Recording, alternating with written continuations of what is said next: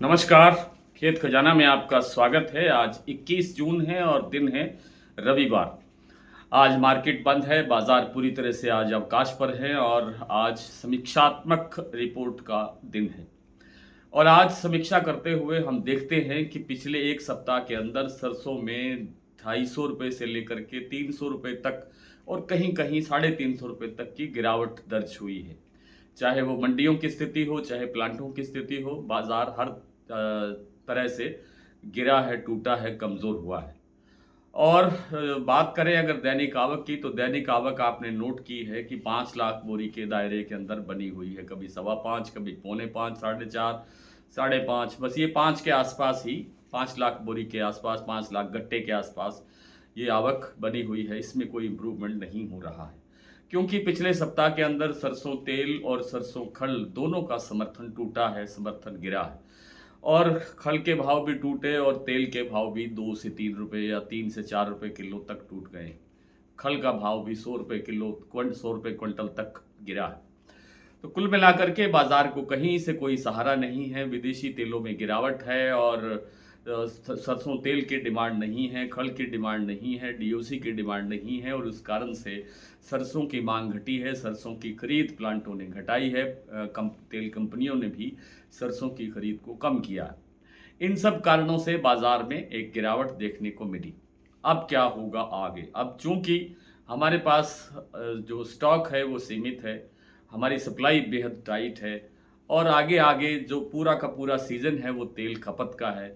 तेल खपत का सीज़न है और कुछ ना कुछ जब जुलाई का महीना आता है, बारिशें होती हैं, सीज़न आता है मानसून का, उन दिनों के अंदर पशु खल की डिमांड भी बढ़ती है।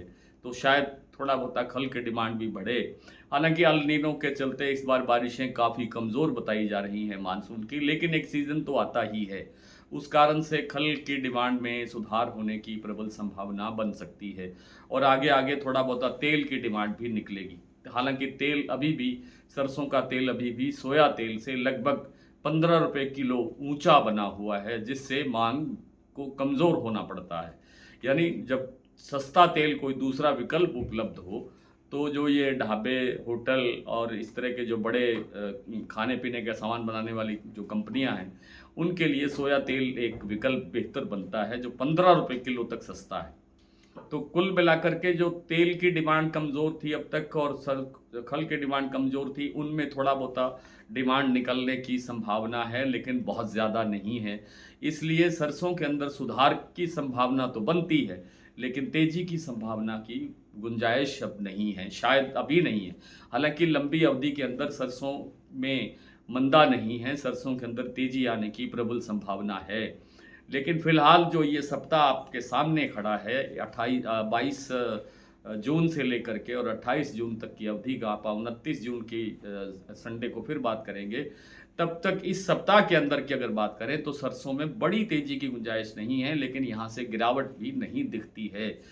तो थोड़ा बहुत सुधार आज से, यानी कल सोमवार से शुरू हो सकता है और थोड़ा बहुत सुधार के साथ ही बाजार एक स्टेबल से दायरे के अंदर कारोबार करता हुआ दिखाई देने की संभावना ज़्यादा दिखाई देती है। कमोबेश यही स्थिति सोयाबीन के अंदर है, लेकिन सोयाबीन के अंदर अब लंबी अवधि के अंदर तो तेज़ी बन सकती है और वो भी जब बिजाई का काम सब पूरा हो जाएगा, तब जाकर के स्थितियां साफ होगी कि बिजाई कैसी हुई है, उत्पादन कैसा हुआ है। फिलहाल जो इस सप्ताह की बात करें तो इस सप्ताह के अंदर सोयाबीन के अंदर न तो बड़ी गिरावट है और न ही बड़ी तेजी की संभावना है। हालांकि महाराष्ट्र कीर्ति प्लांट का जो भाव है वो आज 7450 से लेकर के 7500 तक बढ़ गया है, लेकिन बड़ी तेजी अभी इसमें लगती नहीं है। आज इतना ही, कल आपसे फिर मुलाकात होती है, तब तक के लिए नमस्कार।